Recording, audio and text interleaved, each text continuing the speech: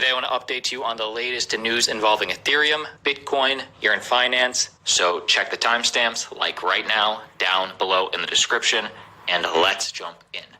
Michael Saylor, CEO of publicly traded company MicroStrategy Solutions, dropped some absolute Bitcoin fire. Great perspective on CNBC this morning with Melissa Lee. If there is a question on where this market is going, watch this full clip. Listen to CEO Michael Saylor articulate why investing in Bitcoin a few months back was one of the best decisions his company made, why these next immediate 5 to 10 years for Bitcoin will be institutionally driven, and why it's inevitable that the big companies, the Facebooks, the Amazons, the Googles, eventually allocate a portion of their treasuries into Bitcoin. Watch this. Let me know what you think. Let's bring in Michael Saylor, CEO of MicroStrategy. Michael, great to have you with us. Thanks for having me. We had you on because you're the CEO of a software company who decided to invest your cash into Bitcoin. And I'm wondering how you came about that decision. Were you thinking we've got a lot of cash because our business generates a lot of cash? So, could it be treasuries or money market, straight up cash or Bitcoin? I mean, what was your thought process? Well, the story here is, due to the rapid expansion of the monetary supply by the central banks, the cost of capital has tripled from 5% to 15% over the past year. And if we look out over the next 4 years, bond coupons and EPS growth rates are going to need to exceed that hurdle in order to preserve wealth. We had 500 million worth of cash, but we knew we were going to generate another 500 million worth of cash. And we realized that if we held it in cash, it was going to debase by 10, 15% a year, and I didn't want to lose half of it. So what isn't so well understood is the BTC, Bitcoin, is the best safe haven treasury reserve asset in the world right now. And it's engineered to be superior to gold in all aspects. So that being the case, a lot of people understand the asset story of Bitcoin. It's up 100% annually each year for the past decade, more or less. Mm-hmm. What they don't understand is that Bitcoin's it's a monetary network.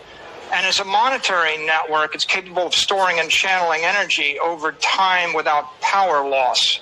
So we got really excited about this idea, and we saw it as a solution for the store of value problem, not just for the $300 trillion of capital in the world, but for the 7.5 billion people on the planet. And so that's pretty compelling. Mm-hmm. Sorry to interrupt, Michael, but cash on a balance sheet and wanting to preserve the power of that cash is one thing. Investing it in something that's speculative is another. I mean, are you a software company or are you a Bitcoin hedge fund at this point? I mean, why bother with the software part of the business if your belief truly is that Bitcoin is going to go up 100% every year, going forward? Well, first of all, we do have a software company generating cash, but if we simply swept the cash into fiat currency and allowed it to debase at 15% a year, we'd be losing as much on the balance sheet as we generated from the P&L. So that didn't make sense. On the other hand, the traditional concerns about Bitcoin have been that it might be hacked, it might be copied, it might be banned. And after a decade, it hasn't been hacked. No one's managed to copy it. It's not going to be banned.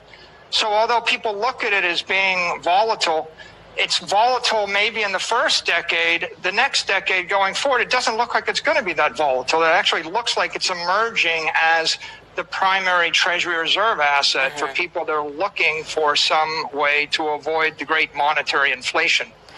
How do you view the size of your Bitcoin position relative to the size of your business? And is there a point at which, even just for portfolio management purposes, you trim your Bitcoin position in order to be conservative? I mean, your enterprise value is, $2.4 billion or so? I'm not sure what your Bitcoin position is. You initially invested $400 million or so back in August, and that position's got to be enormous by now.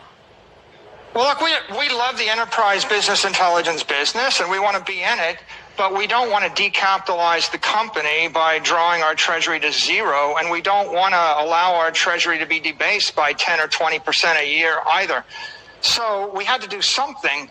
I think that as investors start to understand the Bitcoin story, they're going to migrate their capital on the Bitcoin network, and that's going to create a virtuous cycle of adoption followed by price appreciation, followed by value accretion, followed by technology integration from companies like, you see Square and PayPal. It'll be Apple and Google shortly. That's going to drive more adoption. And that means that you really want to plug your company into the Bitcoin monetary network, right? It's probably the biggest thing that's happened over the past decade. It's going to be bigger than the FANG stocks. It's going to be bigger than Apple, Amazon, Facebook, the social networks. And it's the ideal time to plug into it because 99% of the investors don't understand what I just said. And with $350 billion of monetary energy in the Bitcoin network, it's all but unstoppable at this point. Okay, great clip. Give me your thoughts down below in the comment section.